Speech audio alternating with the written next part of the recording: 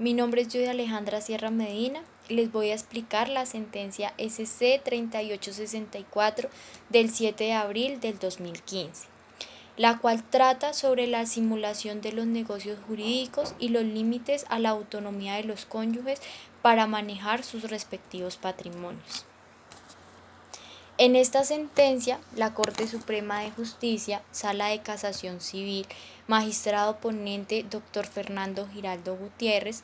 decide el recurso de casación interpuesto por el accionante contra la sentencia del 19 de febrero de 2010, dictada por la Sala Civil del Tribunal Superior del Distrito de Medellín. Dentro del proceso ordinario promovido por Álvaro de Jesús Montoya Penagos frente a María Eugenia Guzmán Vázquez y José Hernando Vélez González. En el presente litigio, el señor Álvaro de Jesús Montoya Penagos pidió declarar la simulación absoluta de dos contratos de compraventa celebrados por su cónyuge, María Eugenia Guzmán Vázquez como vendedora y José Hernando Vélez González en calidad de comprador. El primero, solemnizado en escritura pública otorgada en la Notaría Única de Sabaneta el 24 de abril de 1998, relativo a un apartamento ubicado en el edificio de la carrera 45, número 75 Sur de Sabaneta, y el otro, consignado en documento privado del 21 de abril del mismo año, referente a establecimiento de comercio situado en la misma dirección, denominado Misceláneas Diamil. Ahora bien, los hechos que tienen incidencia en el litigio son los siguientes. Primero, Álvaro de Jesús Montoya Penagos y María Eugenia Guzmán Vázquez contrajeron matrimonio católico el 26 de enero de 1980. Segundo, en la vigencia del vínculo se adquirieron bienes que por acuerdo de la pareja figuran a nombre de Guzmán Vázquez, siendo ellos: un lote de la carrera 45, número 72, sur de Sabaneta, sobre el que se construyó una edificación de 3 plantas, compuesta por 4 unidades habitacionales, las cuales son un local de comercial denominado Misceláneas Diamil y 3 apartamentos. Asimismo, adquirieron un predio en Itagüí. Tercero, sobre los bienes conseguidos con el esfuerzo laboral común, María Eugenia Guzmán Vázquez, días antes de expulsar del hogar al accionante, realizó una serie de contratos, entre ellos: la venta de un apartamento al esposo de su hermana, el señor José Hernando Vélez González, y la enajenación del establecimiento comercial Misceláneas Diamil al mismo por una suma desconocida. Ahora bien, el 10 de septiembre de 1988 fue presentada la demanda que dio origen a este proceso. El 8 de octubre se admitió y se notificó personalmente a los convocados el 2 de diciembre del mismo año, quienes se opusieron al mismo y adujeron en su defensa inexistencia de actos de simulación aludidos, improcedencia de la declaración de lesión enorme, falta de legitimación por activa y carencia de facultad para accionar por parte del demandante. En la primera instancia se denegó las súplicas del libelo inicial, al encontrar probada la excepción de fondo de falta de legitimación en la causa por activa. La apelación interpuesta por el vencido fue desatada por el tribunal el 19 de febrero del 2010. Mediante providencia que ratificó lo resuelto por el ACO. En los fundamentos del fallo impugnado se evidenció que no hubo nulidades para invalidar lo actuado y los presupuestos procesales estuvieron completos, a pesar de las falencias superadas bajo lo entendido de que el actor apunta a la recomposición del patrimonio de la sociedad conyugal, pues en ninguna parte aparece la voluntad expresa de reclamar para él. Además, se persiguió una declaratoria de simulación absoluta de los contratos de compraventa mencionados, y en el asunto analizado si se repara en que la titularidad de un derecho no proviene de la simple afirmación de quien se enuncia como tal, Sorprende que el actor haya planteado como argumento de ataque al fallo que se invocó la simulación, no solo en su calidad de cónyuge, sino también en su calidad de cotitular de los bienes, diciendo que participó activamente y en un mayor porcentaje de la adquisición de ellos, puesto que en este caso, respecto del inmueble material del negocio y el establecimiento comercial, no acreditó o aprobó que fuera cotitular ni que tuviera título alguno sobre estos. Asimismo, al interpretar el artículo primero de la Ley 28 de 1932, el cual fija el decreto de disolución y liquidación como límite temporal a partir del cual se reconoce interés jurídico y económico del cónyuge para reclamar por los actos de disposición ejecutado por el otro. Estableció que ningún interés jurídico ni económico jurídicamente tutelados están radicados en los cónyuges para pretender la invalidación a la declaratoria de simulación de actos de disposición que se hayan realizado el otro cónyuge sobre los bienes que sigue todavía bajo su libre administración y disposición. Además, se estableció que la aspiración declarativa de disolución y decreto de la liquidación de la sociedad conyugal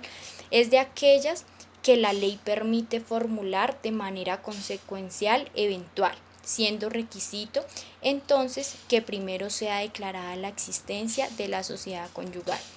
y se decrete la disolución del patrimonio o la cesación de efectos civiles. Y en el presente caso, aparece demostrado que la demanda de simulación se presentó el 10 de septiembre de 1998, mientras que la de cesación de efectos civiles del matrimonio católico se presentó el 31 de agosto del mismo año,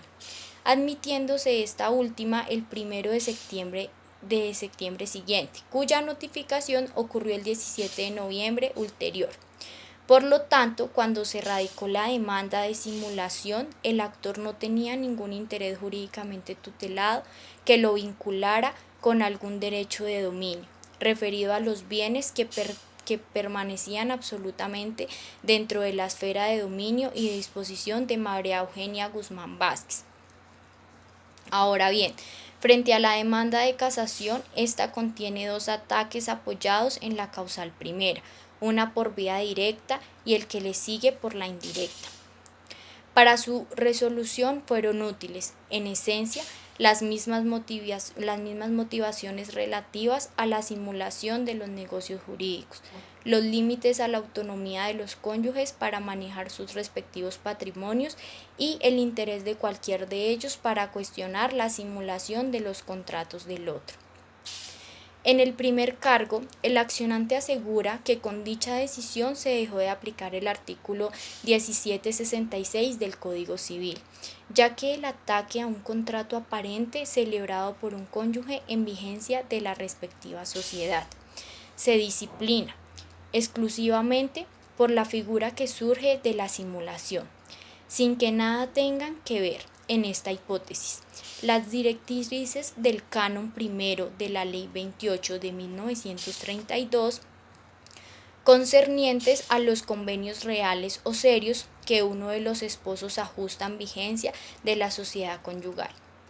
En el segundo cargo aduce que de los documentos llevados al proceso en segunda instancia, el adquent dedujo, equivocadamente, que a la formulación del escrito de simulación era necesario haberse surtido el enteramiento del de cesación de efectos civiles del matrimonio, cotejando de tal forma actuaciones procesales distintas. En sus consideraciones, la Corte analiza la decisión adoptada por el tribunal, en la que se ratificó la decisión del AJO que tuvo por probada la excepción de falta de legitimación por activa y negó las aspiraciones del reclamante, al estimar que éste no es titular de ningún derecho vinculado con los bienes que fueron objeto de enajenación, ni acreditó la existencia de un interés jurídico cierto, serio, actual y concreto, que lo facultara para pretender la simulación, que al surgir únicamente cuando se configura el estado de disolución o está notificado al contradictor del pliego de nulidad o divorcio del matrimonio. No se da en el caso examinado, toda vez que la demanda con la cual se inició este proceso fue presentada el 10 de septiembre de 1998 y la de cesación de efectos civiles de matrimonio católico se enteró a la allí convocada el 17 de noviembre del mismo año. Afirma que en Colombia ha sido la jurisprudencia la encargada de establecer, a partir de la interpretación del artículo 1766 del Código Civil, las características de la simulación, sus presupuestos y los sujetos que están legitimados o sobre los cuales recae el interés para invocarla. Así las cosas, precisa que la simulación es una acción de prevalencia, que por lo mismo no se encamina a la verificación de un vicio en el contrato, sino a examinar la real voluntad de los partícipes del convenio, oculta bajo un manto de apariencia que acarrea un perjuicio cierto y actual, bien para ellos como también para terceros de esa relación. Si uno u otros llegan a ser titulares de un derecho subjetivo lesionado por el negocio aparente. En ese orden de ideas, tiene dicho, la sala de la facultad para ejercitar la aludida acción no la ostenta cualquier persona, sino aquel que exhiba un interés jurídico serio y actual, que no es otra cosa que la titularidad de un decreto cierto cuyo ejercicio se haya impedido por el acto manifiesto, que por ser fingido su declaración de simulación se reclama. Ahora bien, la Corte establece que según el artículo 1 de la Ley 28 de 1932, los cónyuges tienen la libre administración y disposición de los bienes adquiridos antes del vínculo y de los que aporta éste. Asimismo, concluye que cuando alguno de los cónyuges dispone simultáneamente de los bienes que, estando en cabeza suya, pueden ser calificados como sociales, el otro mediando la disolución de la sociedad conyugal, o por lo menos demanda judicial que de resaltar prospera la implique y cuyo auto admisorio hubiese sido notificado al fingidor, podrá ejercitar la simulación para que la apariencia que lesiona o amenaza sus derechos sea descubierta.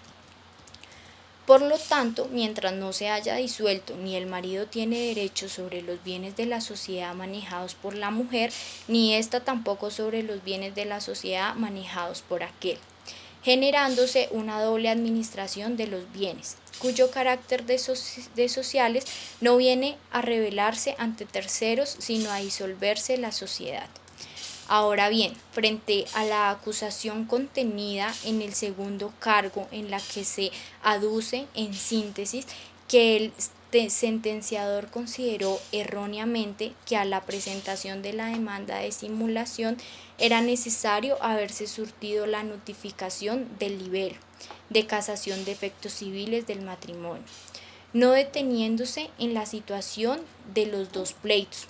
ya que la presentación, admisión y notificación del auto admisorio de la demanda de cesación de efectos civiles se dio siempre antes de la presentación, admisión y notificación del auto admisorio de la demanda de simulación.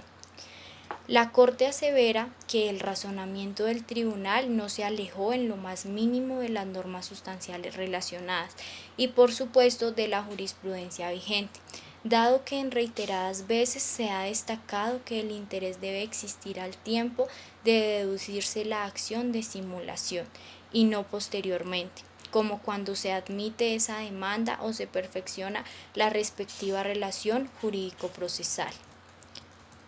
Al margen de lo expuesto, se determina que el interés para orar en juicio se concreta al intentar la acción y no luego, porque si bien no se tuvo al tiempo de la demanda, sino en desarrollo del trámite, y era imperativo considerarlo en la sentencia impugnada, ya que es un asunto propio de un error de actividad que en el libelo de casación no se propuso en un cargo aparte y por la causal pertinente. Por todo lo expuesto y por la honorable Corte, los ataques no prosperan y se condenan costas al impugnante. Finalmente, la Sala de Casación Civil de la Corte Suprema de Justicia decide no casar la sentencia dictada el 19 de febrero del 2010 por la Sala Civil del Tribunal Superior del Distrito Judicial de Medellín, dentro del proceso ordinario de la referencia. Muchas gracias por su atención.